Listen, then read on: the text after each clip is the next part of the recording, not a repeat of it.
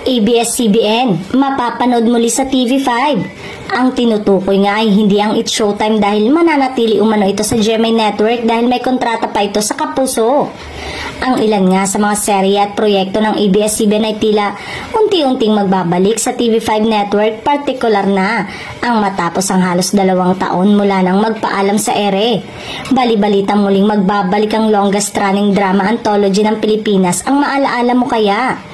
Ang MMK ay muli raw mapapanood sa telebisyon, ngunit sa TV5 na ito ay ere imbis na sa ABS-CBN, kung saan ito unang umere noong May 15, 1991 at natapos noong December 10, 2022. Ang programa na kinagiliwan ng milyong-milyong manonood sa loob ng 31 taon ay muli raw magbubukas ng mga posibilidad na maipagpapatuloy ang pagbibigay buhay sa mga kwento ng karaniwang tao sa pamamagitan ng dramatikong pagsasadula. Si Charo Santos Concho, ang iconic host at narrator ng MMK, ay nagpahayag ng interes na bumalik sa kanilang papel kung sakaling magbalik ang programa.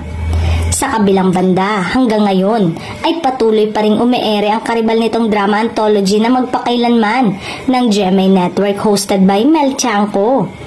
Gayunpaman, marami umano ang naniniwala na ang MMK ang mas tumatak at nangibabaw sa mga manonood sa loob ng halos 3 dekada. Wala pang kumpirmasyon kung totoo bang magbabalik na ito sa ere mula sa pamunuan ng ABS-CBN o TV5. Hindi nabanggit sa ulat kung ABS-CBN pa rin ang pagmamay-ari nito at ere lamang sa TV5 kagaya ng iba nilang mga programa o TV5 na talagang magpuproduce nito. Wala pang inilalabas sa pahayag ang dalawang network kaugnay sa bali-balitang ito.